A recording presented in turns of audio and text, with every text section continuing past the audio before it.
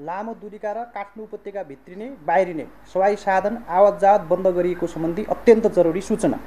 जल तथा मौसम विज्ञान विभागको पूर्वानुमान अनुसार यही असोज 18देखि 20 गतेसम्म पूर्वमा कोशी प्रदेशदेखि पश्चिममा लुम्बिनी प्रदेशसम्म चट्याङसहित हल्कादेखि मध्यम वर्षा भइरहेको छ। केही स्थानमा भारी वर्षादेखि अति धेरै भारी वर्षा हुन सक्ने सम्भावना रहेको छ। भारी वर्षा तथा अति धेरै भारी वर्षाका कारण आउन सक्ने बाढी, पहिरो, डुबान एवं त्यसबाट उत्पन्न हुन सक्ने सम्भावित विपद जोखिम न्यूनीकरण गर्न कोशी मधेस, बागमती, गण्डकी र लुम्बिनी प्रदेशका सबै जिल्लाबाट चल्ने लामो दूरीका र काठमाडौँ उपत्यका भित्रिने बाहिरिने सवाई साधन आवतजावत मिति 2082 असोज 18, 19 र 20 गतेका लागि बन्द गरिएको निर्देशना अनुसार जानकारी गराइन्छ। उक्त अवधिमा यातायात व्यवसायी लगायत कसैले पनि अत्यावश्यक बाहेकका लामो दूरीका र काठमाडौँ उपत्यका भित्रिने बाहिरिने सवाई साधन नचलाउन, सम्बन्धित जिल्लाका प्रमुख जिल्ला अधिकारी र सुरक्षा निकायले सवाई साधन आवतजावत बन्द गर्न तथा गराउन एवं सोको निरन्तर अनुगमन तथा निगरानी गर्नु हुन अनुरोध गरिन्छ। लामो दूरीका र काठमाडौँ उपत्यका भित्रिने बाहिरिने सवाई साधन चलाउन रोक लगाएका कारण यात्रु महानुभावहरूमा पर्न गएको असुविधाप्रति क्षमा प्रार्थी हुँदै सो अवधिमा अत्यावश्यक बाहेक यात्रा नगर्न, सुरक्षित तरिकाले घरमै बस्न र विपद सम्बन्धी आधिकारिक र अद्यावधिक सूचना तथा जानकारीहरू रेडियो, टेलिभिजन, अनलाइन सञ्चार माध्यम, सामाजिक सञ्चार लगायतबाट प्राप्त गर्नु हुन समेत सूचित गरिन्छ। राष्ट्रिय विपद जोखिम न्यूनीकरण तथा व्यवस्थापन प्राधिकरण। धन्यवाद।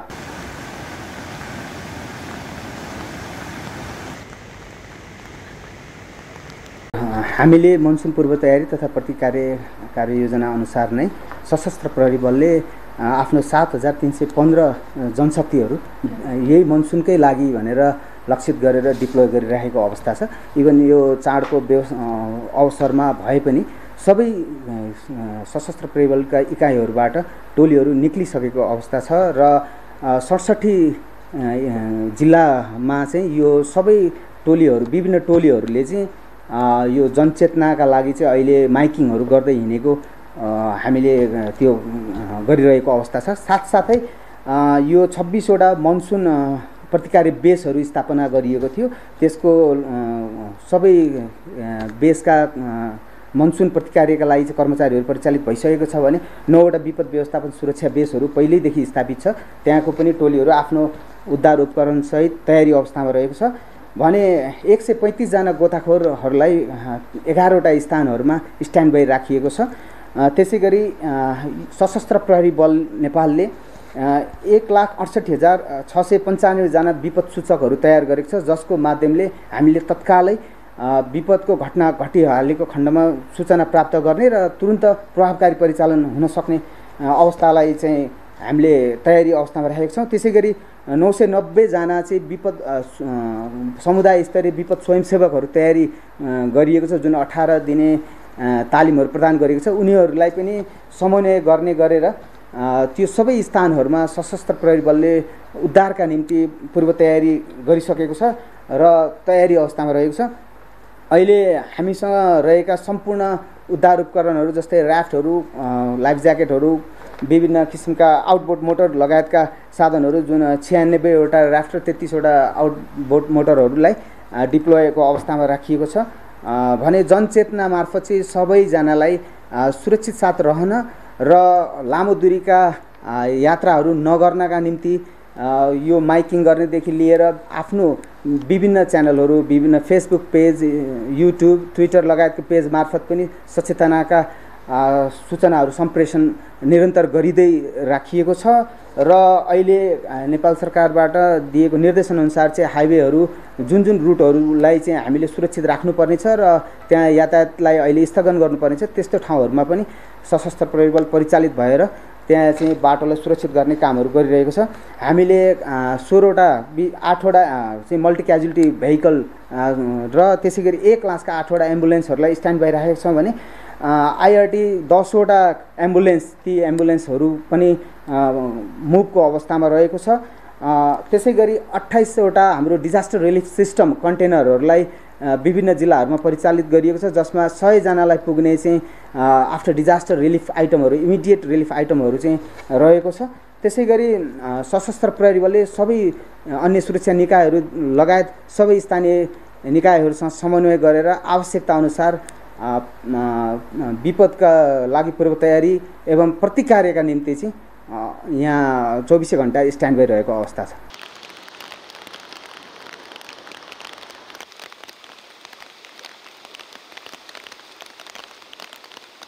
यो जब मनसुन सुरु भइसके पश्चात नै यो हामीले मनसुन प्रतिकारी तथा पूर्व तयारी यो कार्ययोजना अनुसार नै आफ्ना सम्पूर्ण विपद व्यवस्थापनमा दक्ष टोलीहरूलाई सातवटै प्रदेशमा विपद सम्भावित स्थानहरूमा डिप्लोय गरेको अवस्था थियो भने अहिले हाल चाहिँ आजको दिनमा चाहिँ अहिले 2661 जना सशस्त्र प्रहरी कर्मचारीहरूलाई 332 स्थानमा चाहिँ त्यो बोट्स अन द ग्राउन्ड छ। अहिले उहाँहरू डिप्लोय भइराख्नु भएको छ र विभिन्न नदी तटीय क्षेत्र, राजमार्ग र समुदायहरूमा गएर माइकिङ गर्ने, सचेतनाका लागि माइकिङ गर्नेदेखि लिएर उद्धारका सामग्रीसहित परिचालन भइरहेको अवस्था छ। तथापि कहीँ पनि त्यस्तो किसिमको गम्भीर किसिमको घटनाहरूको सूचना प्राप्त भइसकेको छैन। त्यहाँबाट हामीले त्यो पाएको छैनौँ। केही ठाउँहरूमा पहिरो गएको, अवरुद्ध बाटोहरू अवरुद्ध भएको बाहेकको कुराहरू, जस्तै बाफलमा गएको ठाउँमा अहिले त्यहाँ झन्डै 50 मिटर जति सडक चाहिँ नदीले कटान गरेको ठाउँमा चाहिँ त्यहाँ बाँसहरू लगाएर बोराहरू हाल्ने कामहरू गरिरहेको छ। त्यसै गरी 129वटा ऱ्याफ्टहरू सहित परिचालन भएको छ। विशेष गरी कोशी, गण्डकी, यो बागमती प्रदेशहरूमा यस्ता केन्द्रित भएको छ, मध्य प्रदेशमा। त्यसै गरी र एम्बुलेन्सहरू सबै स्ट्यान्ड बाईमा राखिएको छ। उद्धार टोलीहरू तैनात छन्। डिजास्टर रिलिफ सिस्टमका कन्टेनरहरूलाई चाहिँ त्यो विपद तत्कालै राहतका सामग्रीहरू निम्ति व्यवस्थापन गर्नका निम्ति त्यसलाई यथास्थानमा राखिएको छ र 67 जिल्लाका विभिन्न स्थानहरूमा माइकिङ गरी सचेत रहनका निम्ति अनुरोधहरू गरिँदै रहेको अवस्था छ अहिले पनि। र सशस्त्र प्रहरी बलले आफ्नो फेसबुक, ट्विटर, युट्युब लगायतका सामाजिक सञ्जालहरू मार्फत चाहिँ मनसुन सचेतनाका लागि चाहिँ सतर्कता सामग्रीहरू निरन्तर प्रसारण गर्दै आइरहेको छ, गरिरहेको छ। APF community alert system, APF cash apps मार्फत पनि विपद सूचनाहरू चाहिँ प्रदान गरिरहेको छ। विशेष गरी यो हामीले 3626 जना विपद व्यवस्थापन तालिम प्राप्त जनशक्तिलाई चाहिँ यो अहिलेको अवस्थामा ऱ्याफ्टहरू, विभिन्न किसिमका रेस्क्यु इक्विपमेन्टहरू सङ्गठन प्रमुखले आफूसँग भएका विभिन्न उपकरणका साथसाथै इम्प्रोभाइज्ड पर्सनल फ्लोटेसन डिभाइसहरू पनि बनाउने र उद्धारका निम्ति प्रयोग गर्ने निर्देशन भएअनुसार नै विभिन्न ठाउँमा उद्धार टोलीहरूले चाहिँ आफ्ना स्थानीय स्तरमा उपलब्ध हुने साधन स्रोतहरूसहित उद्धार कार्यमा जुट्नका निम्ति तयारी अवस्थामा रहेका छन्। विशेष गरी बिहान गएको त्यो जवाङ खोलाको नजिकको पहिरो, पृथ्वी राजमार्गको पहिरो त्यो क्लियर भएको छ, तथापि गाडीहरू सञ्चालनमा छैनन्। हामीलाई सूचना प्राप्त भएअनुसार कोशीको उसमा कोशी यो हामीलाई त्यति धेरै सूचना चाहिँ प्राप्त छैन। हिमाली क्षेत्रमा पनि पेट्रोलहरू मुभ भएको छ र विशेष गरी त्यो क्षेत्रहरूमा पर्यटनका उद्देश्यले गएका व्यक्तिहरूलाई फर्किनका लागि र सुरक्षित स्थानमा रहनका लागि अनुरोध गरिएको छ भने हिमपात हुन सक्ने सम्भावना रहेको हुँदाखेरि त्यसको पनि सूचनाहरू चाहिँ त्यहाँ स्थानीय त्यहाँ खटिएको ड्युटी टोलीले चाहिँ माइकिङहरू मार्फत चाहिँ स्थानीयहरूलाई सचेत गराइरहेको अवस्था छ।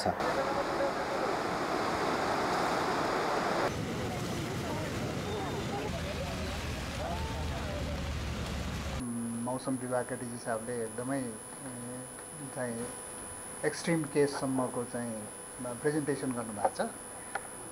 त्यो उहाँले बोलेका कुराहरू जुन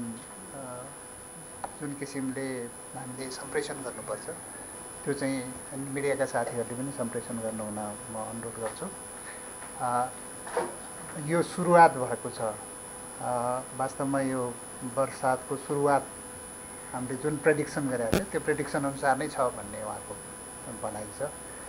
र आज बेलुकाको जुन चाहिँ एकदमै रेड अलर्ट गर्नुपर्ने अवस्था छ, रातभरिको चाहिँ अवस्था एकदमै गम्भीर छ भन्ने उहाँले भन्नुभएको छ।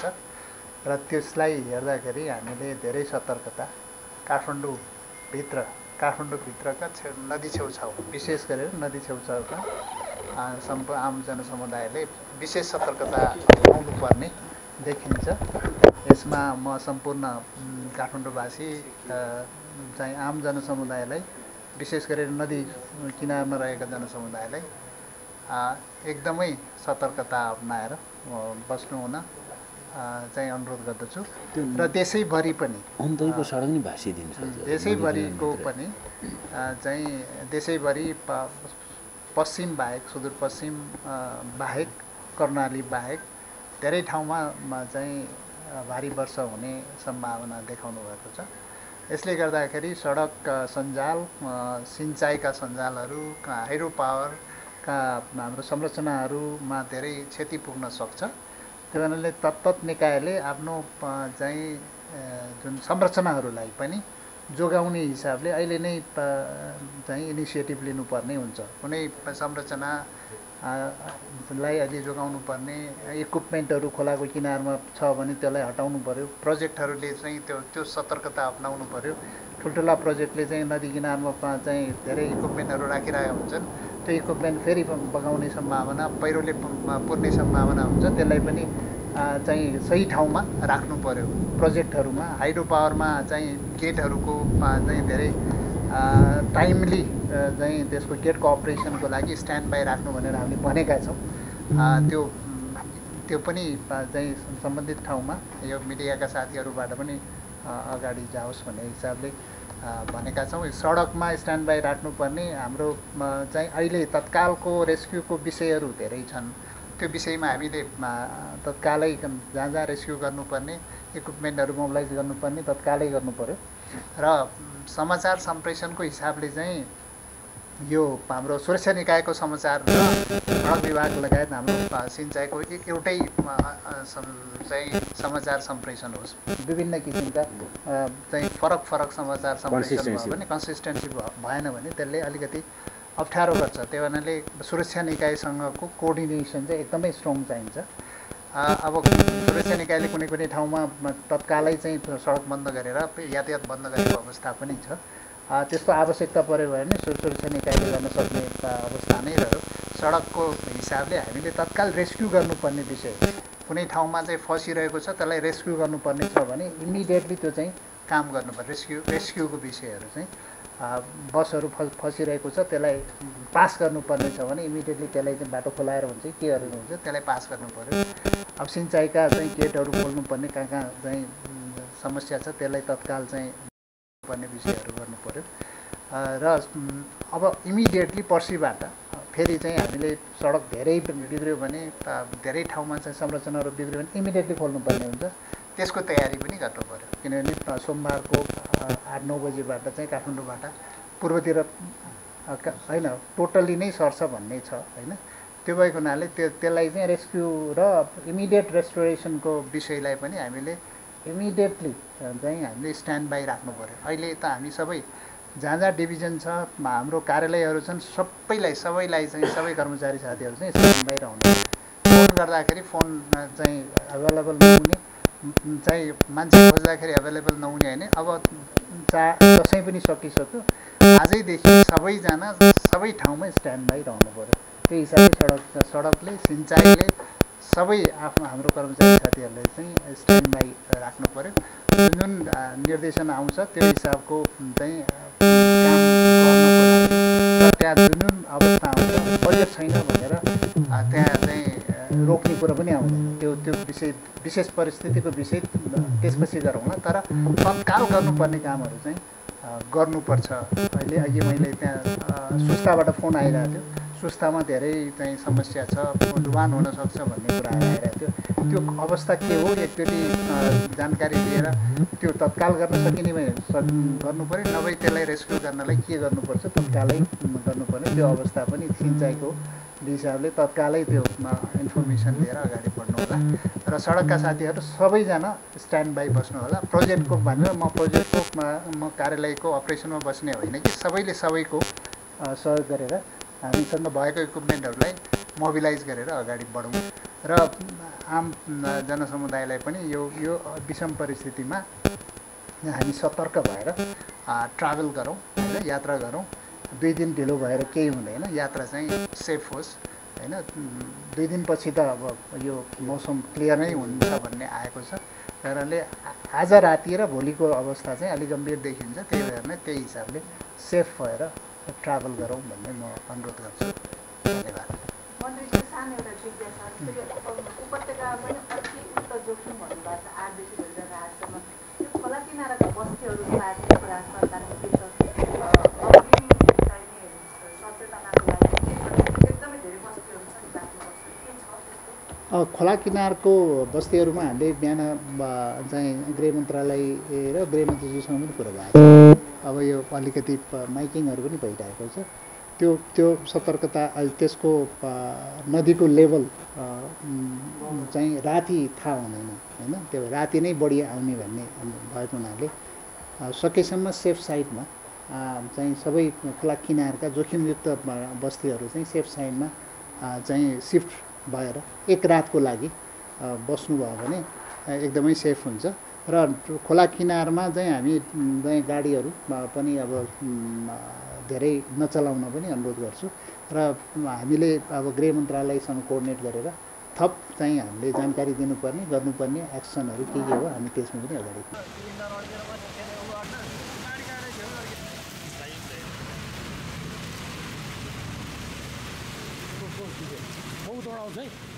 मुख्यतः यो मनसुनको प्रवेश नेपालको करिब 5वटा जिल्लाबाट दक्षिणी क्षेत्रबाट प्रवेश गर्यो नेपालमा। ती जिल्लाहरूमा बारा, पर्सा, रौतहट, सर्लाही र यतापट्टि चितवन, यी 4वटा जिल्लामा चाहिँ भारी वर्षा भइराखेको छ। र मकवानपुर, काठमाडौँ उपत्यका, 3वटै जिल्ला, काभ्रेपलाञ्चोक, धादिङ र आसपासका जिल्लाहरूमा पनि यसको फैलावट छ। र यसको फैलावट चाहिँ थप विस्तार रूपमा चाहिँ पूर्वी क्षेत्रतर्फ विस्तार भइराखेको छ। र पूर्वी क्षेत्रको कुरा गर्दाखेरि चाहिँ खास गरी सिन्धुली, दोलखा, रामेछापसम्म यसको विस्तार भइसकेको र केही थोरै मात्रामा पानी चाहिँ कोशी पारी पनि पर्न सुरु गरेको छ। पछिल्लो तथ्याङ्क अनुसार 1 बजेसम्मको तथ्याङ्क अनुसार सबैभन्दा बढी वर्षा चाहिँ पर्सा जिल्लाको वीरगन्जमा 110 मिलिमिटर मापन भएको छ। त्यस्तै बाराको कलाइयामा पनि 100 मिलिमिटर वर्षा मापन भएको छ।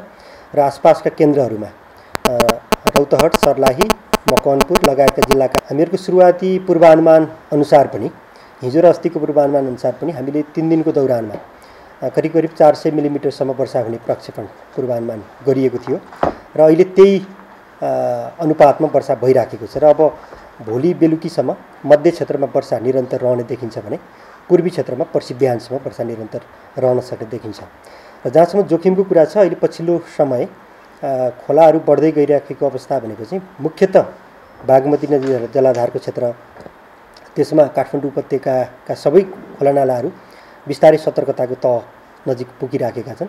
त्यसमा काठमाडौँ उपत्यकामा भने मुख्यतः विष्णुमती, बागमती, मनोहरा, हनुमन्ती, नक्खु लगायत, बल्खु लगायत खोलाहरू र सँगै यसको तल्लो क्षेत्रमा पनि बिस्तारै बहाव बढ्न सुरु गरेको छ। खास गरी बागमतीको तराईको क्षेत्र रौतहट र सर्लाही, जसलाई हामीले यसपटक अलि उच्च जोखिममा राखेका छौँ, त्यहाँ चाहिँ बहाव करिब 3-3.5 मिटरबाट माथि गइराखेको छ। त्यहाँ 7 मिटर पार हुने बित्तिकै खतरा हुन्छ। र हाम्रो अनुमान के छ भने आज बेलुकीसम्म त्यो 7 मिटर पार गर्न सक्ने सम्भावना देखिन्छ। त्यस्तै कमला नदी जलाधारको क्षेत्र सिन्धुली भएर बहन्छ र सिराहा, धनुषाको सीमा भएर बहन्छ, त्यहाँ पनि बाढीको उच्च जोखिम छ। सँगै पूर्व राप्ती नदी जलाधार जुन मकवानपुर र चितवन भएर बहन्छ, त्यहाँ पनि बाढीको उच्च जोखिम छ। र यो सबै नदीहरूमा तत्कालको अवस्थाको कुरा गर्दाखेरि चाहिँ सतर्कता त भन्दा केही तलै छ, तर तीव्र गतिमा बढिराखेको छ। पानी पर्ने क्रम पनि केही दरको रूपमा बढिराखेको छ भने बाढी पनि सोही अनुसार बढिराखेको छ। त्यस कारणले हामीले आज बिहानको बुलेटिन मार्फत पनि रेड अलर्ट नै जारी गरेको अवस्था छ। र यी जति पनि जिल्लाहरू मैले भने यी जिल्लाहरूमा तत्कालको अवस्था भयो। तर भोलि चाहिँ यो बिस्तारै पूर्वतर्फ सर्दै गर्दाखेरि चाहिँ मध्य प्रदेशको बाँकी सबै जिल्ला, धनुषा, सिराहा, सप्तरी समेत र कोशी प्रदेशको पनि तराई र पहाडी जिल्लाहरूमा समेत भारी वर्षा हुने सम्भावनाले गर्दाखेरि सबैतिर नै भोलिको लागि चाहिँ फेरि अलर्ट जारी गरिएको छ। करिब 12 घन्टामा 100 मिलिमिटर वर्षा भइसकेको अवस्था हो। र त्यसमा पछिल्लो गति हेर्ने भने प्रति घन्टा 25 देखि 30 मिलिमिटरको दरले औसतमा यो क्षेत्रमा वर्षा भइराखेको छ। अब यो निरन्तर रहने वर्षा भएको कारणले गर्दाखेरि यसको जोखिम चाहिँ बिस्तारै बढ्दै गइराखेको अवस्था हो। र सबैभन्दा ठुलो जोखिम चाहिँ आगामी राति छ, किनभने रातको समयमा वर्षाको दर थपिन सक्नेछ। किनभने रातिको समयमा चिसो बढ्दै जाँदाखेरि वर्षाको दर पनि बढ्दै जाने हुन्छ।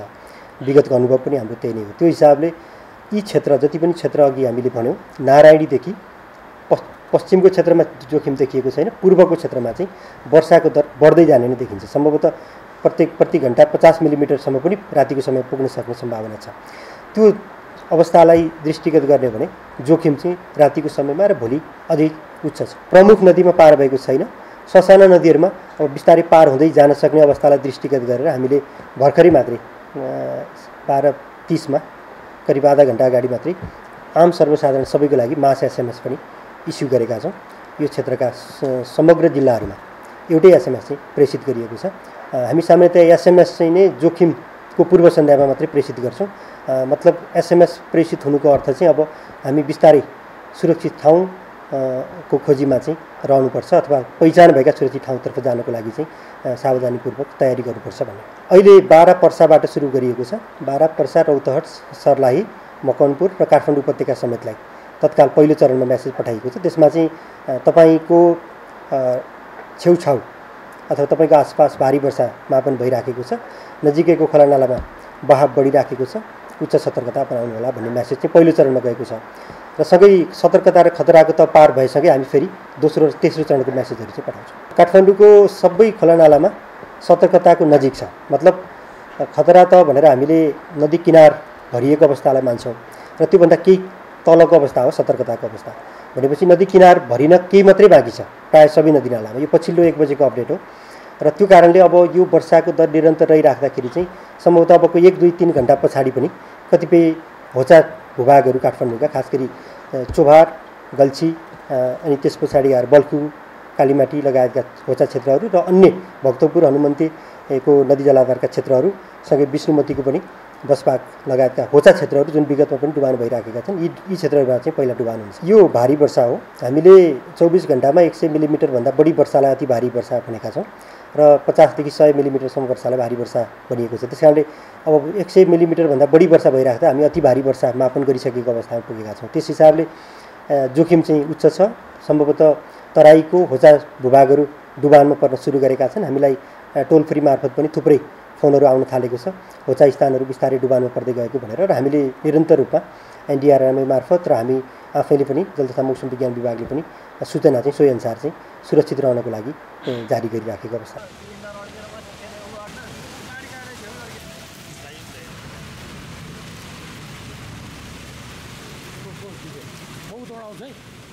नेपाली सेना, नेपाल प्रहरी, सशस्त्र प्रहरीका आइजी साहबहरू, त्यसै गरी जिल्लास्थित प्रमुख जिल्ला अधिकारीहरू र जिल्लाका 3वटै सुरक्षा निकायका कमान्डरहरूसँग बसेर आवश्यक निर्देशन हामीले अस्ति नै जारी गरेका थियौँ।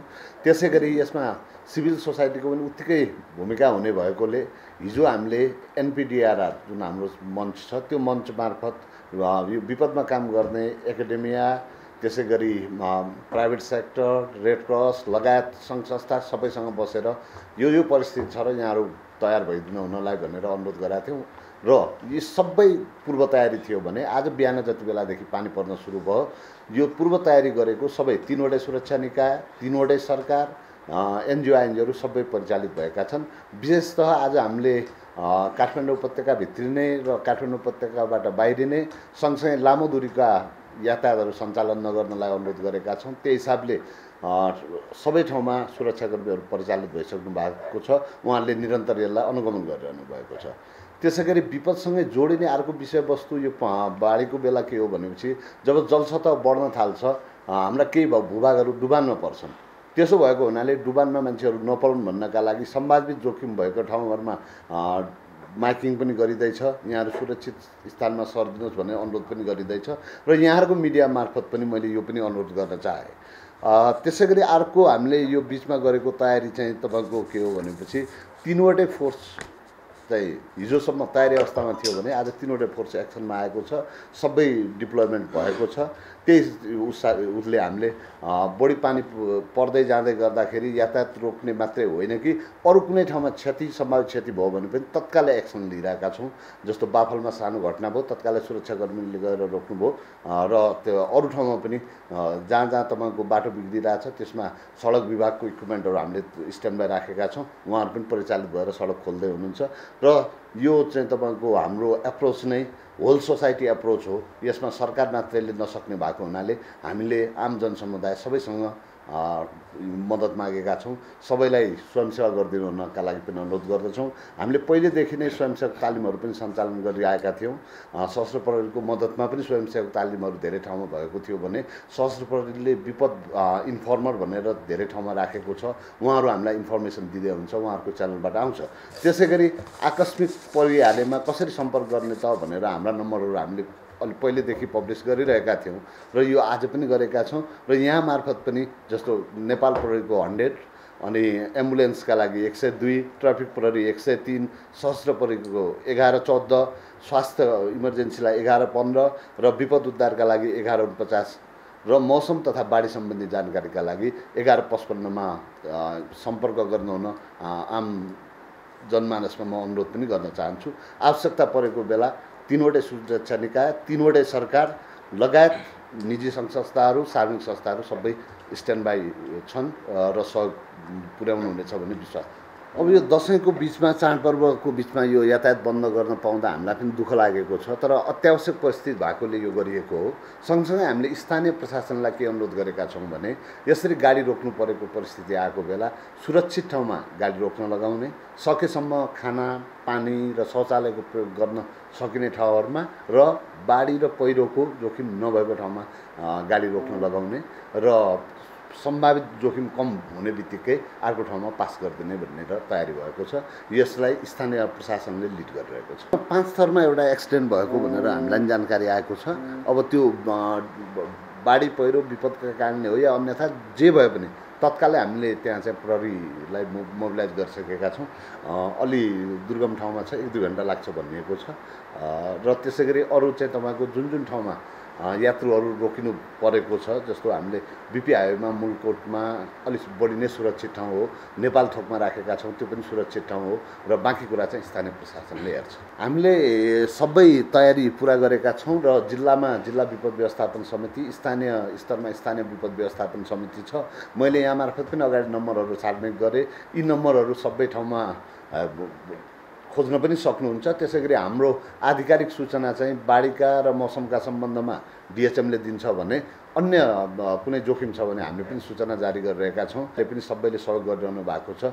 सबै साथीहरूले हाम्रो सूचना पुर्याउनलाई, किनभने चाहिँ अर्ली वार्निङ हामीले दिएर मात्रै भएन, त्यो सम्बन्धित ठाउँमा पुग्नु पर्यो। त्यसै गरी यातायात व्यवसायीहरूसँग सबैसँग त्यो हिसाबले छलफल गरेर कोअर्डिनेसन भएर काम भइरहेको छ। र सम्पूर्ण जनसमुदायलाई म के अनुरोध गर्न चाहन्छु भने यो दसैँको लगत्तै परेको छ, सबैलाई हिँड्न हतार पनि थियो होला, त्यति हुँदाहुँदै पनि यसरी बाटो बन्द गर्नु परेको छ। र अझै आज भोलि र पर्सिसम्म जोखिम छ। तपाईँहरू जहाँ हुनुहुन्छ त्यही ठाउँमा बस्दिनुहोस्, सुरक्षित बस्दिनुहोस्। यदि तपाईँको बसाइ चाहिँ बाढी पहिरोको जोखिम भएको ठाउँमा छ भने सुरक्षित स्थानमा सर्दिनुहोस् र कुनै पनि सहयोग आवश्यक पर्दाखेरि 3वटै सुरक्षा निकाय लगायत 3वटै सरकार चाहिँ प्रतिबद्ध छन्, तयार छन्। त्यही हिसाबले कम्युनिकेट गरिदिनु पनि अनुरोध गर्दछु र स्थानीय सरकारहरूलाई पनि आफ्नो एरियामा रोकिनु परेका गाडीहरू व्यवस्थापित गरिदिन हुन काम गर्नु हुन पनि अनुरोध गर्दछु।